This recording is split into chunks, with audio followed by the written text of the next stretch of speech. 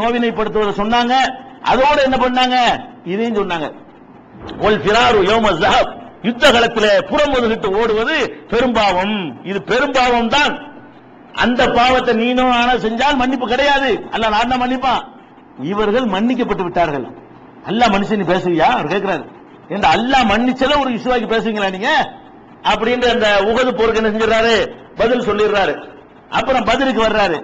பதில கலந்துக்கலன்னு பேசுறீங்களா? ஏன் அவர் கலந்துக்கல? பத்ர் யுத்தம் நடக்கக்கூடிய நேரத்தில் அவருடைய மனைவி, உஸ்மானுடைய மனைவி, ரசூலுல்லாஹ்வுடைய மகள், அவர்கள் ருக்கையா அவர்கள் கடுமையான மரண வேளையில் இருக்கிறார்கள். அவர்கள் மரணித்து விடுவார்கள் என்கிற ஒரு நிலையில் தான் பத்ர் யுத்தம் நடக்கிறது. ரசூலுல்லாஹ்வை கூப்பிட்டு, உஸ்மானே நீ என் மகளோட இரு, உனக்கு பத்ர்ல கலந்து கொண்ட கூலியும் இருக்கிறது, பத்ர்ல ஜெயித்தால் பங்கு கிடைக்கும்ல, பங்கு வச்சு கொடுப்பாங்கல்ல, அந்த பங்கு உனக்கு இருக்கிறது, நீ எனக்காக வேண்டி என் மகளோட இரின்னு ரசூலுல்லாஹ் வந்து தடுத்தாங்க. அவர் வராம இருக்கல, அவர் பத்ர் போர்ல கலந்து கொள்வதற்கு வந்தார். வந்தவரை தடுத்தது யாரு? ரசூலுல்லாஹ் தடுத்து, என் மகள் சக்ராத்தில் இருக்கிறாங்க, உண்மையிலேயே பத்ர்ல திரும்பி வரும்போது மௌத்தாவும் போயிட்டாங்க, ரசூலுல்லாஹ் கூட பார்க்கலன்றீங்களே. அவங்களுடைய சக்ராத் எந்த அளவுக்கு இருந்தது என்று சொன்னால், பத்ர்ல இங்க வெற்றி கிடைக்கிறது, அங்க மகள் இறந்து போன செய்தியும் சேர்த்து கிடைக்கிறது. அந்த மாதிரி ஒரு சீரியஸ், ரொம்ப சீரியஸ் கண்டிஷன்ல தன் மகள் இருக்கும்போது, அவருடைய மனைவி இருக்கும் பொழுது ரசூல் ஸல்லல்லாஹு அலைஹி வஸல்லம் என்ன பண்ணாங்க, உஸ்மானே நீ என் மகளோட இரு, உன் மனைவியோட இரு, அவருக்கு ஆறுதலா இரு, உனக்கு பத்ர்ல கலந்துகிட்டு எல்லாரும் கொடுப்பான கூலி அல்லாஹ் அந்த கூலியை தருவான், நான் பங்கு வச்சு கொடுப்பேனே உனக்கு அந்த பங்கு தருவேன். ஏன்டா இதை விமர்சிக்கலாமாடா கேட்கிறார். இது யாரா விமர்சிக்கிறீங்க நீங்க? அப்ப உஸ்மானுக்கு எதிராக எப்படி எல்லாம் பரப்புறாங்கன்னு பாருங்க, இதை கேட்கிறாரு. அடுத்து என்ன கேட்கிறாரு, அந்த பையத்துல் ரிதுவான் இருக்க, அந்த பையத்துல் ரிதுவான் என்னன்னு விளங்கிக்கிறங்க. இதையே பேசினாங்க, எவ்வளவு கீழ்த்தரமானவங்க இருக்கு சொல்ல வர்றேன். பையத்துல் ரிதுவான் நடந்தது இவருக்காக தான். இவரை உஸ்மான் ரலியல்லாஹு அன்ஹு அவர்களை மக்காவுக்குள்ள அனுப்புறாங்க ரசூல் ஸல்லல்லாஹு அலைஹி வஸல்லம். போன ஆளு வரல என்ன வதந்தி பரவுறது, அவரை கொன்னு விட்டாங்க அப்படின்னு வதந்தி பரவுறது. அப்ப ரசூலுல்லாஹ் என்ன பண்றாங்க, தூதர்களை கொல்லக்கூடாதுங்கிறதான உலகம் பூரா ஒத்துக்கிட்ட விதி, நம்ம தூதரால ஒரு ஆள் அனுப்பி இருக்கிறோம், எல்லாரும் ஏத்துக்கிட்டது. அவங்களும் கொல்ல மாட்டாங்க, நம்மளும் கொல்ல மாட்டோம். இன்னைக்கு உலகத்தில் அப்படிதான். இந்தியாவுக்கு பாகிஸ்தானுக்கு யுத்தம் நடந்துச்சுன்னு சொன்னா இந்தியாவுடைய தூதர் பாகிஸ்தான்ல இருப்பார், அவருக்கு எந்த கேடும் வராது. பாகிஸ்தானுடைய தூதர் இந்தியாவில் இருப்பார், அவருக்கு எந்த கேடு இந்தியா செய்யாது. தூதர்களை கொல்லக்கூடாது. உலகம் பூரா எல்லாரும் இன்னைக்கு வரைக்கும் ஏற்றுக்கொண்டிருக்கக்கூடிய ஒரு நீதி, அதை யாரும் மீறினது கிடையாது. அன்னைக்கு மீறல, இன்னைக்கு மீறல, யாரும் மீறக்கூடாது. தூதர்கள்ங்கிறவங்க அவரை ரெப்ரசென்ட் வேணும், கண்டிப்பா அவங்களை கொல்லக்கூடாதுங்கிறது. எந்த யுத்தம் எவ்வளவு முத்தி போனாலும் சரி காலி பண்ணும் அதிகபட்சமா, நீங்க தூதரகத்தை எடுத்துட்டு போயிருங்க, அதைத்தான் சொல்லுவானே தவிர தூதரகத்தில் அட்டாக் பண்ண மாட்டான். அப்ப நான் ஒரு தூதரை அனுப்பி இருக்கிறேன், அவரை இவங்க கொண்டு விட்டாங்களேன்னு சொல்லி வரல, லேட் ஆகுது வர்றதுக்கு. ஆனா அவருடைய சொந்த வேலையினால லேட் ஆயிட்டாரு, புடிச்சுலாம் அவங்க வைக்கல. வதந்தி வந்தவன ரசூலுல்லாஹ் என்ன பண்றாங்க, சஹாபாக்களை எல்லாம் கூப்பிட்டு, இப்ப உஸ்மான் கொல்லப்பட்டு இருந்தால் அதற்காக வேண்டி இன்னைக்கு நம்ம யுத்தம் ஆரம்பிக்க வேண்டி இருக்கும், இருந்தால் கடைசி வரைக்கும் நிக்கிறேன்னு சொல்லக்கூடிய எல்லாம் உறுதிமொழி தாங்கன்னு கேட்கிறாங்க. அதான் பையத்துல் ரிதுவான்ங்கிறது, அல்லாஹ் பொருந்தி கொண்ட உடன்படிக்கைங்கிறது. அதாவது இப்படி ஒரு யுத்தம் உஸ்மான் கொல்லப்பட்டு இருந்தால் கணக்கு தீர்க்காமல் இங்கிருந்து நான் திரும்ப மாட்டேன், அதுக்கு யாரெல்லாம் தயாரா இருக்கிறீங்களோ அவங்க எல்லாம் எங்கிட்ட உறுதிமொழி தாங்கங்கிறாங்க. ஒரு மரத்தடியில வைத்து அது ஒவ்வொரு சஹாபியா கையில வச்சு என்ன செய்யறாங்க, உறுதிமொழி கொடுக்கறாங்க. அதை கூட அல்லாஹ் குர்ஆன்ல சொல்லி காட்டுகிறான், லக்கத் ரலியல்லாஹு அனில் முஃமினீன இது யுபாயு உனக்கு தஹத ஷஜரா, அந்த மரத்தின் அடியிலே உம்மிடத்தில் உறுதிமொழி எடுத்தார்களே அந்த தோழர்களை அல்லாஹ் பொருந்தி கொண்டான் ரலியங்கறான். அதனால ரிதுவான்க்கு பேரு பொருந்தி கொண்ட பையத். அல்லாஹ் பொருந்தி கொண்டேன்னு சொல்றான் பாருங்க, அதனால அந்த பையத்துக்கு பேர் என்ன, பையத்துல் ரிதுவான், இறைவனால் பொருந்தி கொள்ளப்பட்ட பையத்து அப்படின்னு பையத்து வாங்குறாங்க. அப்ப இவரு மேற்று இவருக்காக நடக்குது, இவரு பேசி இருப்பாரு. இந்த கிறுக்கனுவ உஸ்மானுல இருந்தாரா, உஸ்மானுக்காகத்தானே பையத்து நடக்குது. எப்படி திருப்புறாங்க, அதுல ஒரு இல்லங்கிற நெசம் ஏன் இல்ல, இந்த பையத்தை நடந்தது யாருக்கு, இவருக்காகத்தான் நடக்குது.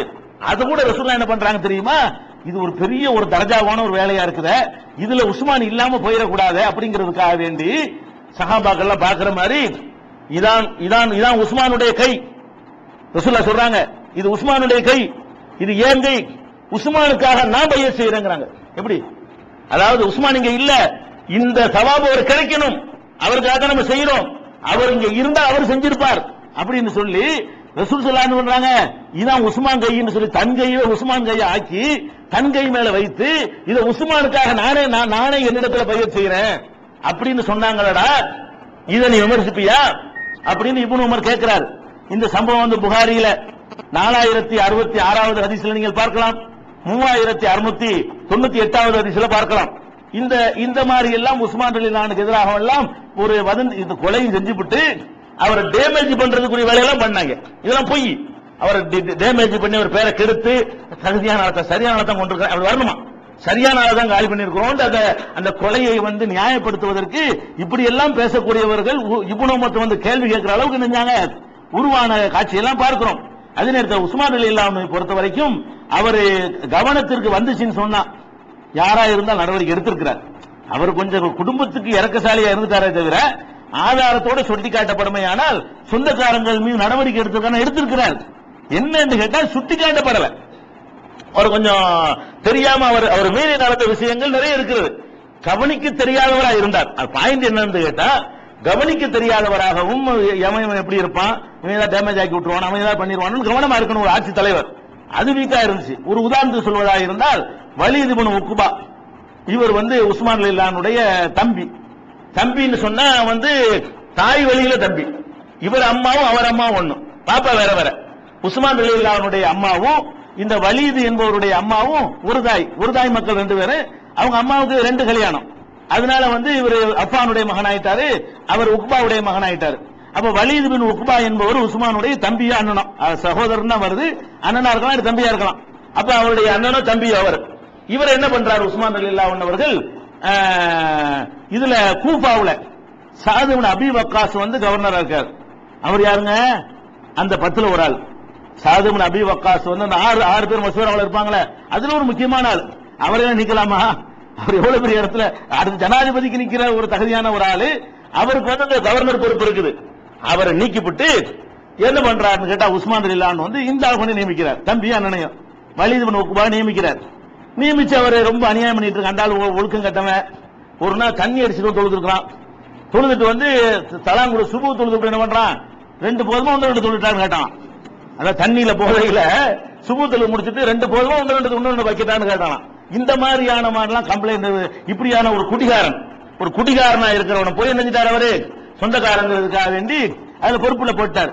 அந்த நேரத்தில் வந்து மிஸ்வர் இப்னு மஹ்ரமாங்கிற சஹாபியும் அப்துல் ரஹ்மான் பின் அஸ்வத் என்பவரும் உபைதுல்லாங்கிறவர் வந்து இவரு உஸ்மான் ரலியல்லாஹுடைய சின்னத்தா மகன்.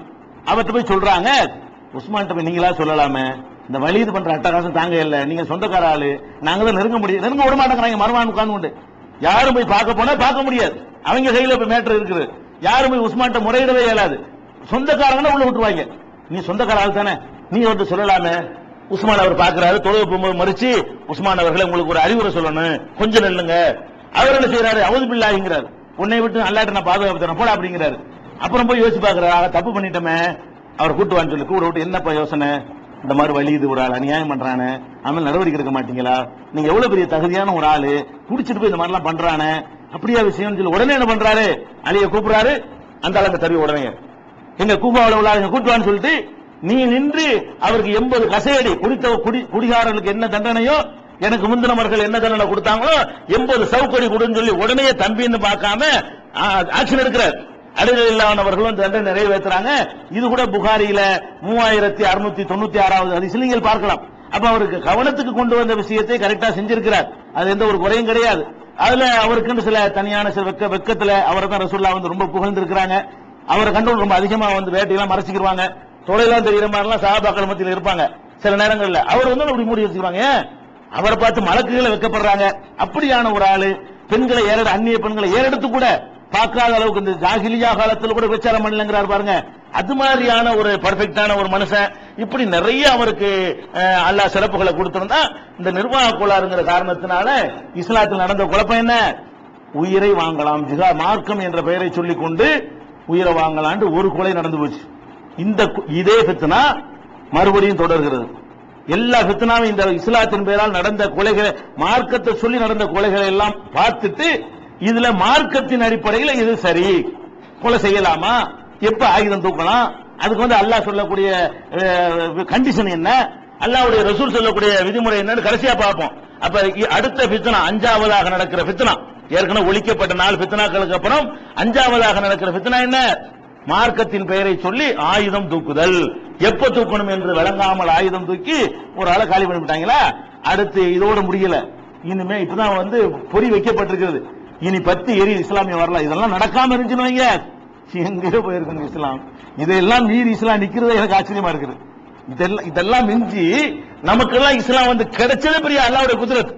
அங்க நடந்து கொண்ட இந்த சம்பவத்தெல்லாம் பார்க்க எப்படி இஸ்லாம் நமக்கு கிடைச்சு, அவன் மார்க்கத்தை அல்ல இதுக்கு மத்தியில நான் சேர்த்திருக்கிறான, இவ்வளவுக்கு மத்தியில் அவங்க ஆளுக்கு ஒருத்தர் கத்திக்கிட்டு நிற்கும் பொழுது தீன் என்ன பண்ணுது? அது பாட்டுக்கு நேரம் இந்தியாவுல சேர்ந்து போச்சுல, நமக்கெல்லாம் சேர்ந்துருச்சுல.